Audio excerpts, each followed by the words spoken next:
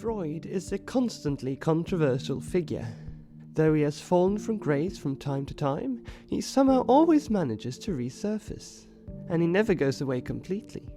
In this video, we'll be looking at some of the most important criticisms of Freud, though we'll stay away from some of the cliches. We won't be talking about his sexisms, like his theory of penis envy and stuff like that.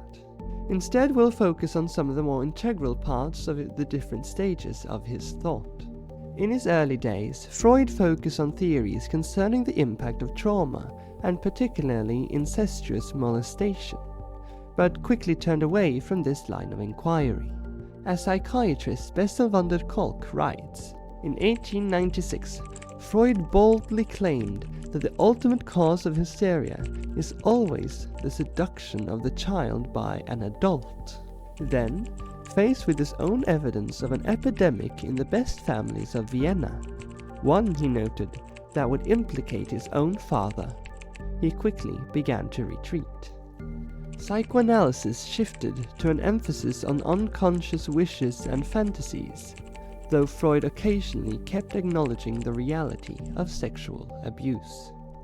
So from here on, Freud turned his focus on theories about repression. He believed that within the subconscious there exists deep primitive forces which he called drives, which society forces us to repress, but that nonetheless shape our actions without us being aware of it. His theories now began to reflect a prevalent worldview of his time, which deemed that all mental phenomena are based in biology. Because of this view, Freud believed everything from love and hate to jealousy and ambition to be based on the sexual instinct. Furthermore, according to psychoanalyst Eric Fromm, Freud thought that, quote, full and uninhibited satisfaction of all instinctual desire would create mental health and happiness, end quote. We know this to be empirically incorrect, as people who devote their lives to, for example, sex, aren't necessarily happier than anyone else. I mean, if Freud was right, then sex addicts should be the happiest people alive, but they aren't.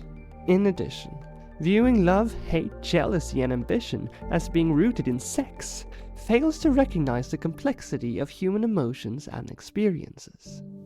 Now, historian Yuval Harari makes a very good point when he compares Freud's theories with a popular dogma from around that time, that the mind works pretty much like a steam engine. Harari recounts the Freudian theory of how the military recruits cadets while the sex drive is in their prime, repress that drive, and then releases its repressed energy towards an enemy in the form of aggression. Then Harari writes, quote, "This is exactly how a steam engine works. You trap boiling steam inside a closed container. The steam builds up more and more pressure until suddenly you open and release the pressure in a predetermined direction." These three examples show how Freud was influenced by his time, causing him to 1. Ignore evidence of sexual abuse, 2. Reduce the complexity of human emotions to biological factors, and 3. Construct a mechanical understanding of the psyche. But all of these issues pale in comparison with the issue in the theory he created later in his life, which became a cornerstone in his thinking, namely, the Oedipus complex. It is based on the Greek tragedy of King Oedipus, who was left to die in the woods as a baby by his father, but was found and raised by a band of thieves.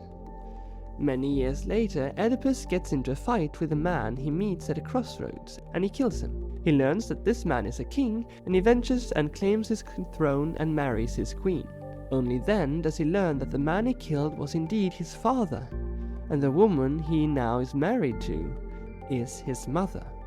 To Freud, this tragedy spoke a fundamental truth about human psychology.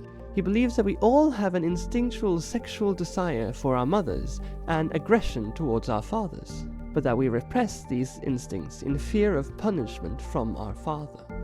Naturally, I'm oversimplifying for brevity, but that's about it. Supposedly, Freud discovered the Oedipus complex through self-psychoanalysis, which leads me to hypothesize that Freud discovered a pathology in himself which he then proceeded to project onto the entirety of humanity. Though that is just speculation on my part. Anyway, from this point on, we'll be diving into the philosopher Gilles Deleuze and psychoanalyst Felix Guattari's scathing critique of psychoanalysis through their joint work, The Anti-Oedipus.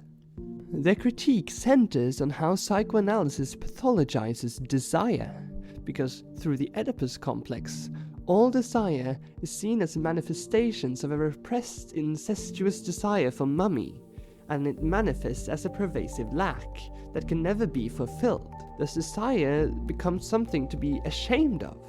But that is not how Deleuze and Guattari want us to think about desire. Rather, they see desire as something that is productive. They call it desiring production, which can be described as the production of productivity. I mean, just think about it. Would you get out of bed in the morning if you had no desire for anything? Would you leave your house? Of course not, because desire is a powerful force through which we create the world around us. It is our desire for connection that causes us to make friends and form relationships. Our desire for adventure that brings us out into the world. Our desire for knowledge that drives us to learn. Our desire to dream that turns those dreams into reality. And it is our desire to live that allows us to grow and become better people. Deleuze and Guattari sees desire as an inherently revolutionary force, which is captured and domesticated by psychoanalysis, and then reintroduced into social production. That means that desire, rather than being the revolutionary force it is, becomes directed into pre-existing, socially acceptable directions, changing it from a force of production into a force for reproduction.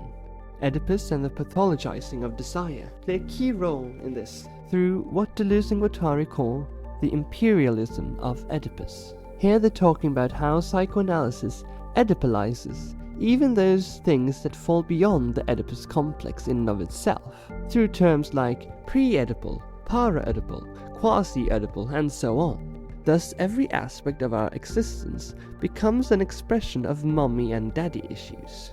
Quote, "We find ourselves trapped in the net of diffuse generalized Oedipalism that radically distorts the life of the child and his later development, the neurotic and psychotic problems of the adult, and sexuality as a whole." This is best illustrated by an anecdote featured in the Anti-Oedipus about the psychoanalyst Melanie Klein. Klein introduces her patient, a small boy called Dick, to the toys in her office by picking up a small train and a larger train, placing them before the boy and calling them Dick Train and Daddy Train. When Dick picks up the small train, drives it to the window and exclaims, "Station!" Klein responds, "The station is Mummy. Dick is going into Mummy." We see here how Klein is actively projecting Oedipus onto her patient, rather than uncovering it within his psyche. And that is the big problem with psychoanalysis. Does it really uncover anything? Or does it merely situate our problems inside a pre-established mold? And as Freud himself, towards the end of his life, raised questions about psychoanalysis' ability to cure psychological issues, maybe Deleuze and Guattari is right to say that psychoanalysis is what we need to be cured from. Perhaps it is time we let Freud rest peacefully and move on to new ways of thinking. Or maybe we have to look back at some that are older. My next couple of videos will be about alternative ways of thinking about mental struggles. First, we'll look at the grandfather of existentialism, Søren Kierkegaard, and his pre-Freudian psychology. Then we'll move on to more modern research into trauma, what trauma is and how it affects our bodies and our brains. Subscribe so you don't miss it, and if you enjoyed this video, make sure you leave a like below. I'll leave a couple of links in the description to content about Freud himself and about Deleuze and Guattari's Anti-Oedipus. But on my part, this is all I have for you today. Take care and I'll see you soon. Bye!